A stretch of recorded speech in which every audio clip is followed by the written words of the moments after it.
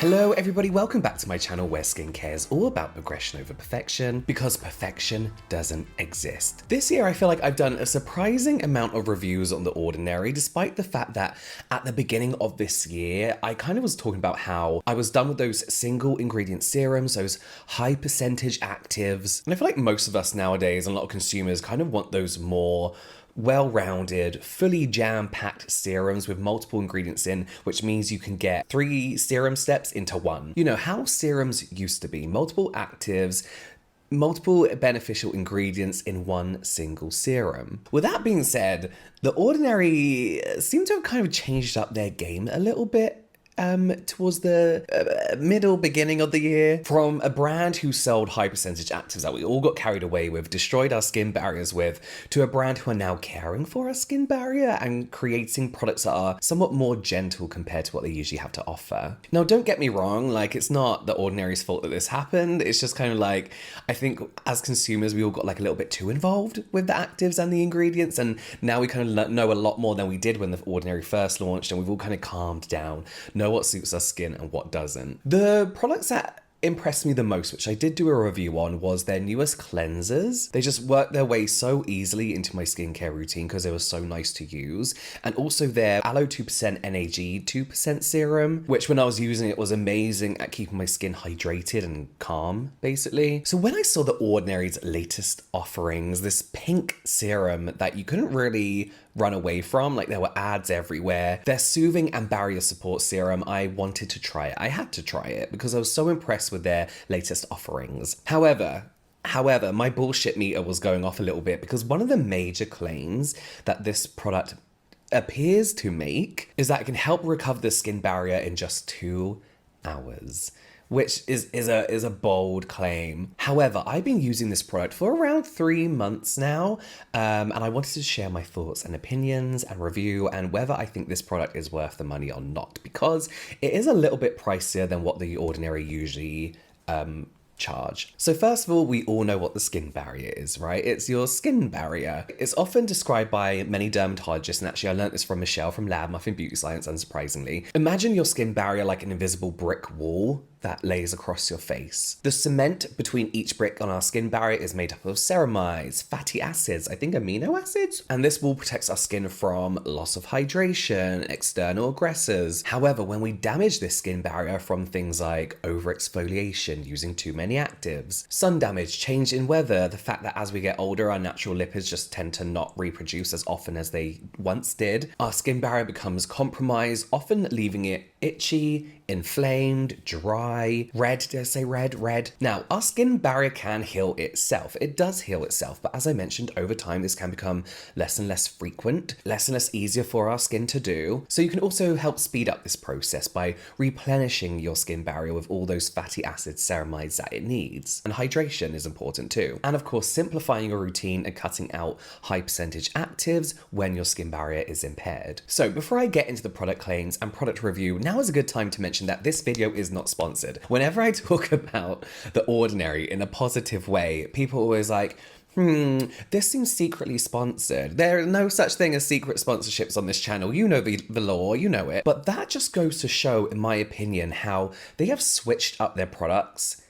Not drastically, but what feels like overnight within the last 6 months or so. I've gone from really not caring about The Ordinary anymore to kind of like peeking my head back in and seeing what they have to offer. So let's have a look at the description of the product and what they claim this serum can do. So it's called the Soothing and Barrier Support Serum. It's a multi-active solution targeted at reducing the look of irritated skin. It helps recover the skin barrier in 2 hours and provides immediate 86% boost in hydration.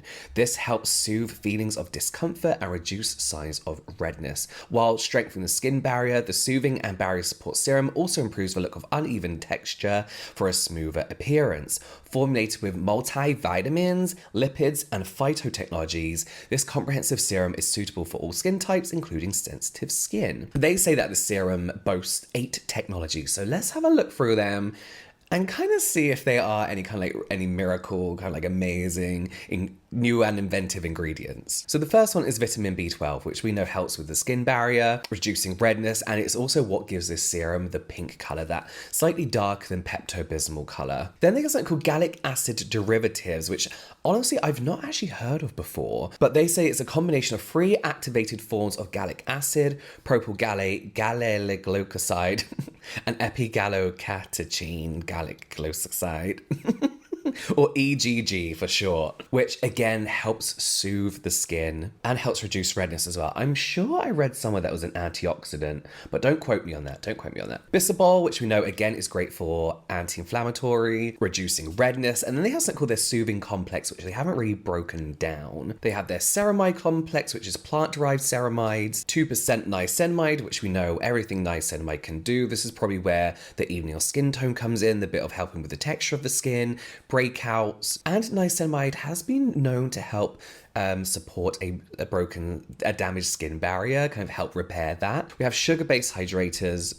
And then more interestingly for me, they have Centella asiatica phytotechnologies. Now, I don't recall The Ordinary using Centella before, so this is kind of interesting for me because we're so familiar with Centella from K-Beauty. So they use asiaticoside, medicacic acid, and asiatic acid derived from Centella asiatica to help protect the skin against irritants. But it's also been shown to help with wound healing, soothing skin, irritated skin, itchiness, irritation. You know, we usually see this like claim that we used all of the Centella asiatica plant from K-Beauty brands. So it's really cool to see this kind of ingredient in a Western brand. And honestly, this is the ingredient that kind of made me be like, oh, you know what, I'm going to give this a try because I know my skin loves Centella. And it, for me, is one of the more effective ingredients at,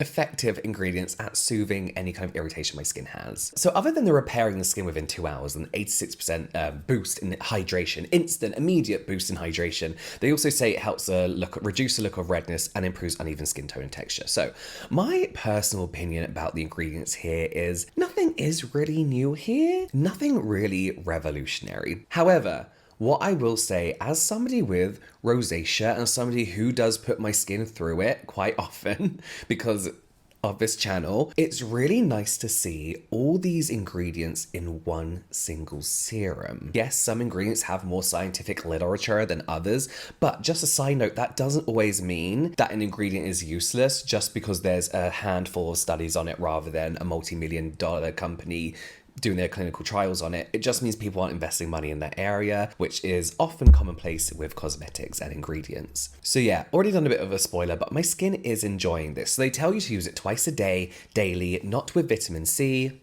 Fine. The price for this is a little bit steeper than what The Ordinary usually offer. So usually for a 30ml serum, which is a standard bottle size, like pipette serum size. Oh, here we go. I've not even shown it.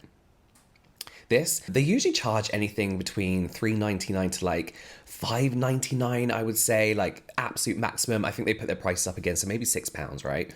6-7 quid. This serum is £17.30, currently on sale at $13.32, so it is a little bit steeper. What I will say about this though is it feels like a completely different brand of serum compared to their niacinamide, hyaluronic acid, in the sense that this serum is more jam-packed with ingredients rather than just one key active and then some preservatives and like solvents, you know, which is reflective of a lot of their other serums. Now, it's not always the case that a longer ingredient list means the product is better in any way or more worthy of being more expensive, but it does probably mean that with these ingredients in mind, it may have cost a bit more to make. The Ordinary can obviously source their ingredients very cheaply, making their usual serums so affordable, and it is what gave them their popularity boost in the first place. So I would like to believe that this barrier soothing support serum costs more to make, and that's why it's a little bit more expensive, and the ingredients probably weren't as cheap to source as usual. That's what I'd like to think. So is there any proof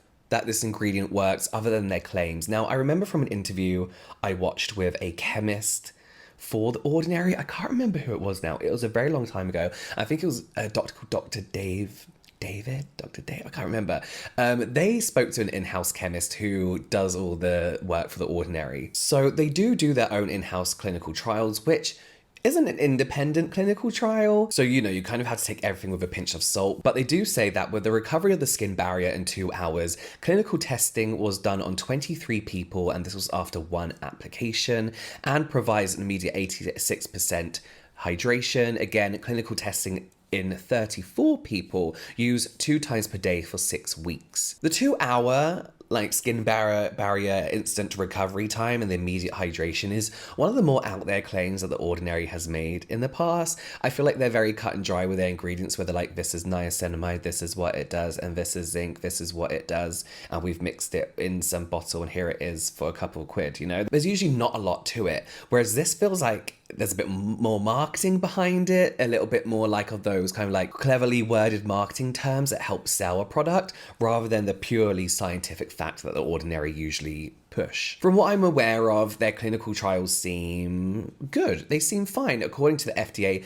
20 to 100 people should be used in order to perform a good and fair clinical trial. On that note, the reason I bought this product was because I saw people saying it heals your skin barrier in 2 hours, when really the wording used is helps recover the skin barrier in 2 hours. So that could simply mean the product gets to work in 2 hours. Maybe the centella calms your skin in those 2 hours, which it's pretty good at, but your skin barrier isn't going to be healed in 2 hours like a lot of the video reviews and headline magazine articles and reviews were claiming or saying. So a little bit of confusing language. So let's get into my experience, my review, and whether I think or not this is worth the extra 15 quid you usually pay for an Ordinary serum. To cut a very long story short, I love this serum. My skin loves this serum. I've been using it twice daily, morning and evening, for about 3 months now. I think I said give or take a few days. And honestly, I feel like my skin cannot be without it. I get funny when I don't use it now. So let me tell you what I disliked first, and it's not a long list, I'll be honest. The packaging is, this is actually an empty bottle. This is one of my many empties of it. Here's my issue with the packaging. I, in general, do not like pipettes for serums anymore. That is a personal preference. Pipettes often work absolutely fine, gets the job done. However, out of the 3 bottles that I've used and emptied of this serum, I always struggle to fill the pipette for one good application. I have to keep getting little bits at a time to try and make just a good, decent amount of product. So it's a little bit fiddly, a little bit annoying, I'm gonna be honest, as far as that goes. So for that money too, I kind of wish it was in a pump bottle. And again, I would put it down to it just being that one bottle that I had, but I've got 3 of these and I've had the same issue across the board. And that's it, honestly. This serum is a little bit pricier than what you'd expect from The Ordinary, and some people I've spoken to were like, I'm actually not going to pay that for a product from The Ordinary. But I do think you're getting your money's worth with this. Could they have formulated it cheaper? Maybe. I'm not all clued up on formulation, but with their formulation history and their ingredient history, maybe they could have done a little bit. But if they could have formulated it cheaper, I'm sure they would have done. In all fairness, I do think it's a good price for what you have in there and what it does. The consistency of it, the feeling of it. I feel like this is a product that if Sunday Riley packaged it up, they would charge you 70 quid for it. So what do I like about it? The texture. The texture is like a very light moisturizer. It's lovely and emollient without being too thick. It does leave a slight layer on your skin, but nothing thick and heavy, and spreads so easily and nicely over the skin, meaning you don't have to use a lot in one go. On that note, my skin is a lot less drier, prone to dryness now that the colder weather is here, meaning that it's a lot less prone to more irritation that I usually get this time of year from the change of weather, going from a heated home to outside in the cold, back and forth. I do feel like I have that extra layer of comfort for my skin. However, this is something that a good moisturizer can do anyway, but it's nice having that little something extra. The next thing I like about this product, and this is kind of more just very specific to The Ordinary, it plays well with other products. One thing I very much started to dislike about The Ordinary serums, in particular, 2 most iconic, their niacinamide and zinc and their hyaluronic acid, is that they just wouldn't play nice with other serums, moisturizers, and sunscreens, in particular zinc sunscreens. They would just ball up, everything would peel off my skin. Every so often, the hyaluronic acid one would foam for some reason. Do you know what I mean? Like, it just wouldn't play nicely with other products, and the rest of my routine after using one of their serums wouldn't sit nicely on the skin. But this product, it shouldn't be a positive because it should be how products work. But for The Ordinary, this product sits perfectly with any other product I've ever used. Finally, I have seen a significant change in my rosacea. I usually get a lot of irritation down here. You can usually see a lot of redness. You can usually see a lot of redness on my cheeks, especially in the corners of my nose. Oh, I am wearing a tinted sunscreen right now. Do also bear in mind that one of the best things I've done for my rosacea is use near-infrared LED therapy, light therapy, which I feel out of everything has made the most positive change to my rosacea. But what that doesn't do is protect my skin and my skin barrier from further flare-ups, having random flare-ups from things that usually flare me up. So it's not about redness, but what triggers it. And that's what I've seen a difference in. I've noticed a significant drop in how often my skin gets irritated and how often I have the flare-ups. How often the cold weather, for example, flares me up.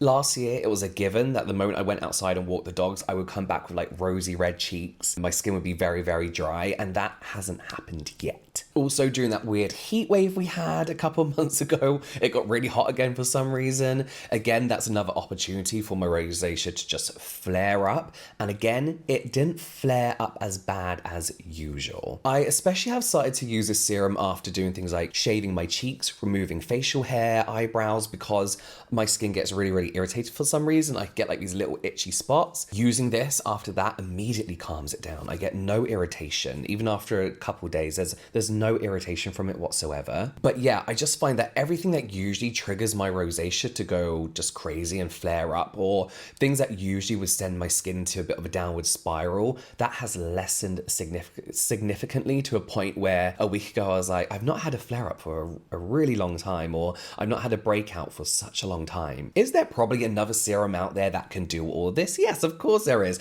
I've tried many, especially Centella Asiatica serums that my skin absolutely loves, that I will swear by to help soothe and calm my skin. But in my personal experience, no serum I've tried so far has done those things at the speed this one has done, and almost at the consistency that this has done as well. There are times where I accidentally went days without this. I think one day I went away. Where did I go? I was away for like 3 days and I forgot this serum, but my skin seemed to be in a good state from consistent use of this serum before those 3 days. Whereas with other serums I've used in the past, if I kind of don't keep on top of it all the time, my skin is a bit like, oh, you know, fuck it. What I think this is this specific combination of ingredients that my skin personally seems to love. I also think you'll love this if you have things like psoriasis and eczema. This is the kind of serum that you can use daily and really benefit from, that has a few other properties rather than just soothing and healing, that I feel a lot of people can really benefit and see a really good difference with. Did I see a difference or feel a difference after 2 hours or immediate hydration? No. And as far as the hydration goes, I can use any product with humectants in and feel this immediate hydration and that immediate look of hydration. I never expected that. I think the marketing around this has just been quite clever. But what I will say is it didn't take me that 3 to 4 weeks of consistent use that it usually takes for me to see a difference with a product. It probably took me about a week before I was really like, oh, hang on. I'm not only seeing, but really feeling a difference with my skin. And I don't say that lightly. So yeah, let me know if you've tried this product before, if you want to try it. Will you not be buying it because it is kind of triple the price of a usual Ordinary product? Let me know in the comments down below. You've got some more skincare reviews here, some light entertainment here, and I'll see you over there.